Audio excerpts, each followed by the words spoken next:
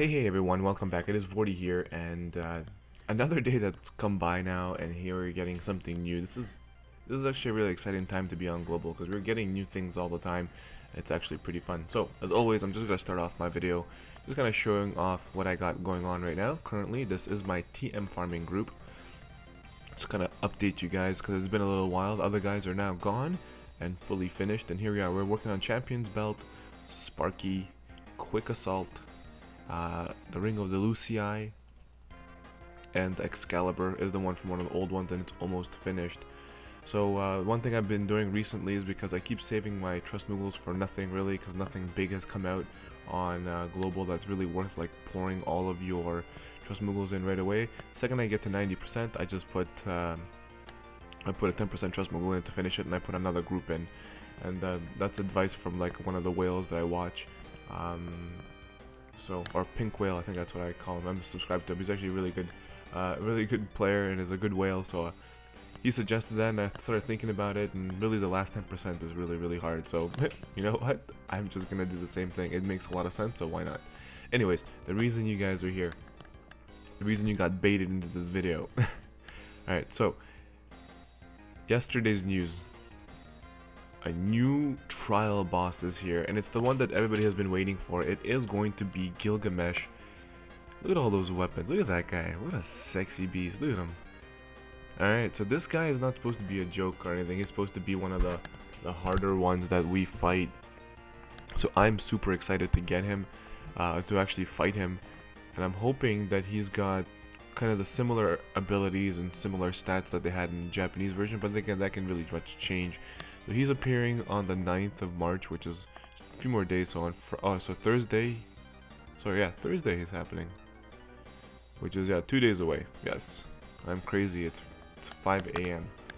But yeah. So he comes out Thursday right after the maintenance, and he's gonna be live there right away, and you guys can go and fight him. So a little bit of information here. It says, given his incredible high defense and spirit, it's best to prepare for a long battle. So they're expecting it, according to the Japanese battle, he had about 1 million life, so I'm not sure how long the battle is supposed to be, unless they buffed his his life as well, or whatever it is. So his abilities that ignore defense are particularly effective, as well as Man-Eater, which we know because he's a human and he's got high defense. So obviously anything that can ignore defense is gonna give you a lot of damage on him, or at least give you enough damage to try and chip away at him slowly. His rewards are awesome, and this is why this trial actually is one of the ones that people have been waiting for, not only because of its difficulty but also because of the reward. Just for completing the reward, no hoops to jump through, just beat him. Just have even like one person alive and you beat him. Your initial completion reward is going to be the Genji Blade, which is a sword that is got no elemental damage on it. Oh, sorry, it's a katana. It is a katana that has attack 107 on it flat. No elements, no nothing from the looks of this. I didn't look it up in the Japanese version to see if it's got any elements, but as of right now, why would they not rate it, right? So right now it is 107 flat damage on this katana. It's crazy. This is an amazing reward, and going forward with the trial bosses, I think they start bringing some pretty good rewards with them every single time, because they're a little bit harder, they're more difficult, so they get some good rewards. I'm not saying that the rewards for the previous trial bosses are not good. Some of them are pretty noteworthy, especially like the helmet, the defense helmet that we got from the last one. Actually, even the demon mail that we got from literally the one way before Gilgamesh came out. So, you know what? The rewards are really good. They're worth it. If you can beat them, definitely beat them. But they're not easy fights, and that's something that I'm going to be making a video on, because I've been looking forward to Gilgamesh as well. I don't expect it to be a cakewalk.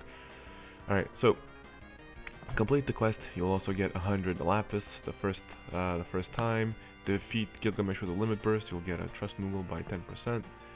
Bring a party of 5 or less, you're going to get an attack 30% materia. This is actually a really nice reward as well. And then using no items, you'll get a Bushido Freedom, which is an ability attack, and I believe it does AoE something.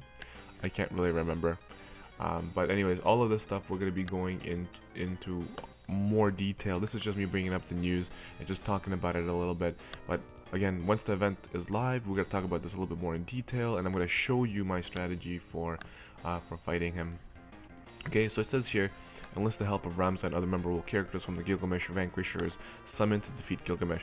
So on Thursday, we're also gonna get a new banner. The banner is gonna be the 5-star is gonna be Ramza.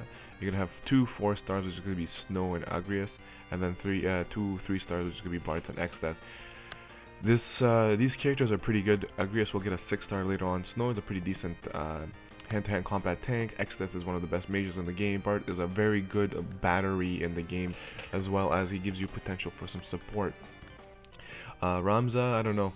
I'll have to do a little bit more research about Ramza to find out how really good he is. Other than his TM, I don't really know what I'm going to be doing with him yet. But again, overall the banner looks pretty good. It's got some good units. These are all old units. The one thing I want to make sure is that you guys understand is these characters won't do bonus damage unless they change it on global. These guys are not doing bonus damage against Gilgamesh. That's not how this works.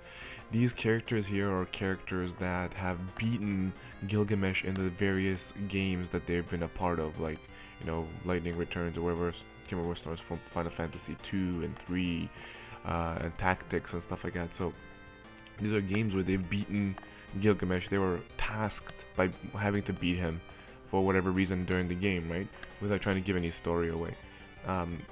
So that's why they're here. That's how that happens. It's the same thing when we had, if you guys were around, we had another one, Maxwell, and there was like a bunch of dark units like Dwayne and all these guys that did dark damage because Maxwell was weak to darkness. So they're like, oh well, enlist the help of these guys because they normally would have dark abilities that would do more damage. Alright, well, great, cool.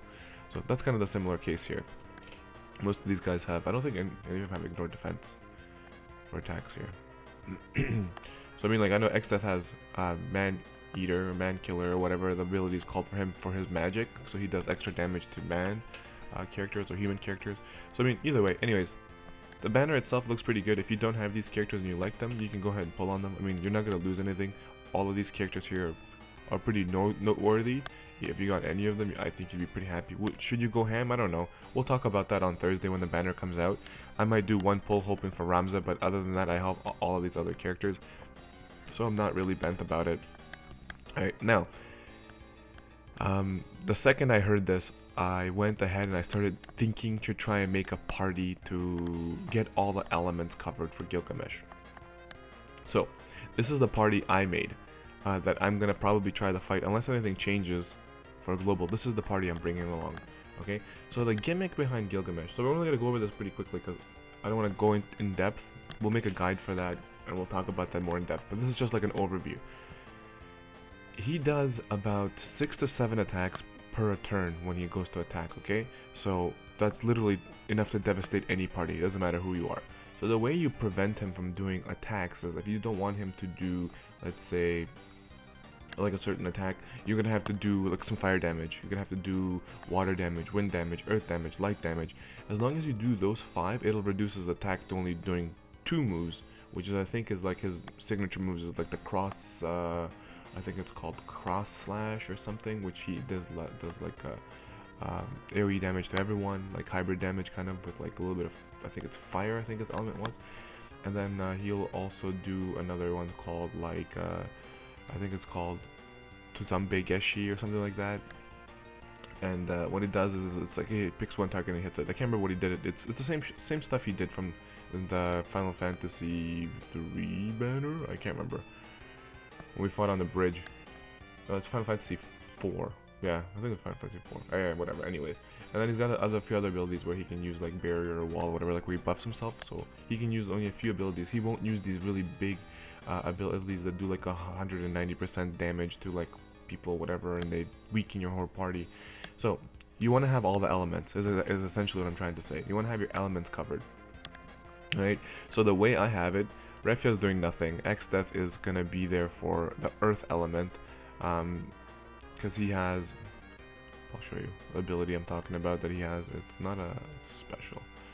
Wait, yeah, so he's got Earth Shaker, so I can always use Earth Shaker. He'll do decent damage, plus he can do Earth damage. Bart. So with Bart, what I did was I actually brought Bernard on him. So he's going to be doing fire. He's going to be doing water. And his abilities are that he can also do Gale Strike, which is wind-based. Where are you? Gale Psych or Wind Shear or Gale Barrage. He can do wind damage, so he's got most of my elements covered just by him, right? So that's why he's pretty good for this. He's got Demon Man Eater from this. So he's got everything covered. So between him and Snow, I'm trying to kind of thinking whether I should bring Snow for this tank or Cecil, because Snow's elements are covered. But either way, this is kind of what I have set up so far. Snow, it was supposed to be my water element, right? Because he does water damage. Plus he's got Titan, so he can also do Earth, really, if I needed him to cover it. And currently, I just put gear on him to kind of see what I have available for him. This is probably not the best build for him, but when I was just thinking of having Mirage Vest on him and just trying to get him to get attacked so that he just softens the blow, right? So boost up his defense, give him a chance to kind of dodge with Mirage Vest, that's it. Okay, and that's what so he's supposed to be my water element. And then I have Noctis here. Noctis is going to be my light element with Excalibur, and obviously this is not the gear I'm bringing with Noctis. This is just the gear you see on them right now. It's just me putting gear on them to kind of see what, like, to feel them out in stats. Obviously Noctis, I'm going to try and get him back up to the 900 by switching all of his gear around. He's going to have my Man Eater, so he's going to essentially be my big hitter right now.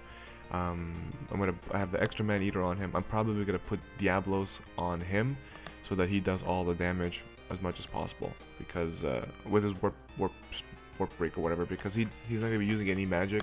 He's literally just going to be attacking, and he will be hitting with his light every single time to get that light trigger. So that's kind of what I have set up right now. That's kind of the overall gist of my party. I mean, these might change a little bit. I might change Snow for Cecil, because my Cecil is fully potted, and he's my best tank right now, right? But he's only got about 5,900, like 6,000 life, which might not be the best idea for a fight like this. You kind of want to try and evasion tank him if you can with Mirage Vest, because he still does hit really hard no matter what. So yeah, so this party is subject to change, but this is exactly kind of what I'm looking at. I want to make sure I got my elements covered. I want to make sure that I have fire, I want water, I want wind, I want earth, and I want light. As long as you got those elements covered, and then you're good to go. So the premise behind this fight is every turn you want to do that damage. If you don't, then you have a chance that he will actually do that attack. I don't know if it's 100%, I think it's like 90% chance that he will be using that attack if you don't hit him with that element. Because it is like he can attack 6 to 7 times, so he could choose to attack 6 times, and then one of the elements that you missed or whatever, he might ignore that. He might actually do 2 other abilities, right? So he's got a wealth of abilities that he can use against you. So I'll go over those again when we go talk about the event. But yeah, it's not going to be an easy fight. What would I suggest for this is, my personal suggestion would be that your units, most of them have around 4,000 life, otherwise this is going to be very hard. Or like they won't last through any of the AoE abilities if they do go through. You should be bringing mostly physical attackers, and like I said, they should have the elements with fire, water, earth, wind, or light. If you have dual wield, this is definitely a type of a dual wield fight. Oh yeah, you should definitely have this spell, because Gilgamesh does buff himself. You should definitely have the spell. The way I would say it, I would probably put the spell on more than one unit, because of the way he hits hard. You should expect to die. That's why none of his challenges are complete the battle with no units dying. You're gonna be dying. What else can you do? This could be a good place for, because it could get a pretty long fight. You should get somebody like maybe Ling, or somebody that can recover your MP, or bring MP pots like Ether and stuff like that to try and keep your mana up if you do need it, depending on how much damage you're dealing. So restoring MP would be pretty wise. I said it earlier, you should definitely bring characters that have ignore defense, because his defense and spirit are going to be very high. What else? What else did he used to do? Like a move where he buffed his magic attack, I think. Yeah, but that's with this spell you should be able to take care of that. So I think that's pretty much it. Other characters than this that I've been looking at, I would say I have been looking at bringing Gilgamesh himself, because he can do wind damage. I already have Noctis and stuff like that. The other characters I thought about were somebody like Furion, because he can cover, like, if you do make him dual wield, you can cover a bunch of different things. Here's an interesting one. Prim. Prim has, I think she does 3 elements. She knows Banish, I think. But actually, if you maxed her out, she knows light attack, she knows fire, she knows earth. And her weapon selection is pretty good, which means you can actually use stuff like daggers, so you can get the wind dagger on her. I think she can, yeah, she can wear fists too, where you can wear sonic knuckles that could give you wind damage to cover from her. So you can get light, fire, earth, and wind off of her, just her alone, technically, depending which one you needed to do it. So having multiple characters cover the same elements kind of helps you overlap a little bit, so you know that you're going to be able to get it covered. But you have to keep track of this during the fight. Yeah, so we got snow, we can definitely do Bard. Lightning is also not that bad, I think, because she has like her blitz attacks, which are hybrid, so those technically count. Oh yeah, and for Earth, the Earth is my biggest debate right now, because I have him as Earth, and the only other character I can think of right now for Earth, so in the comment section below, you guys can let me know who else I can bring for Earth. I would preferably bring a physical damage dealer. I can only think of Rain. Right now, I can only think of Rain being the character that we should bring along, but I don't. My Rain is, I think he's very weak. I think he's like not even leveled up. I don't even know where he is. Rain. Where are you, Rain? Rain. Yeah, there's Prim. Sorry, there's Rain. So he's level 44. He's nowhere near the level I need him to be in order to try and go into this battle, but I can only think of maybe him being the other one that does earth damage that you can bring along that could help. But again, it's going to be an interesting fight. Oh, also in the news today, it just came out, Chamber of Crystals. For those of you who don't have your Odin maxed out, this is your chance to get Odin maxed out, or any other Espers you want to get maxed out there. You can do that for that. Yeah, so overall, that's pretty much it. That's kind of what I wanted to go out there and try and highlight. The fight is not going to be easy, so definitely expect a battle. What is today? Ooh, Water Mega Chris, 15,000, sure. So yeah, expect a long fight, expect a tough battle. My advice is if you prepare really well and like, you know, think about it, then you should be fine. Making sure that you associate your particular characters you have with the right element, making sure that you can cover them, make sure they have over 4,000 life will help you a lot. Like, she's gonna have a hard time. I don't know, I'm gonna have to probably give her some life materia or like belts or something. But yeah, definitely stick around for the fight that will be happening. Let's have everybody their gifts.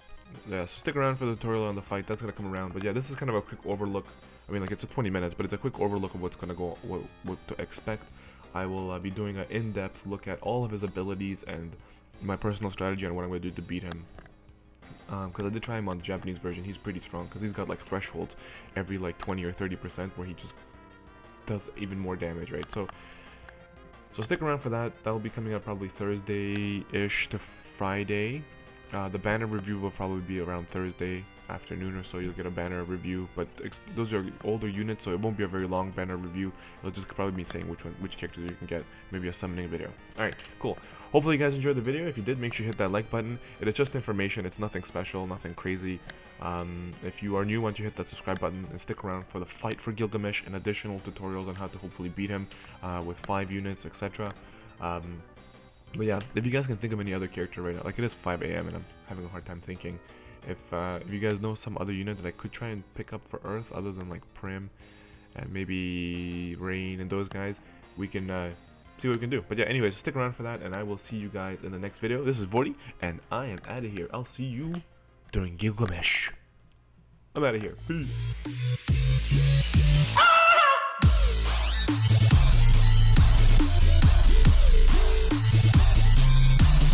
Aside.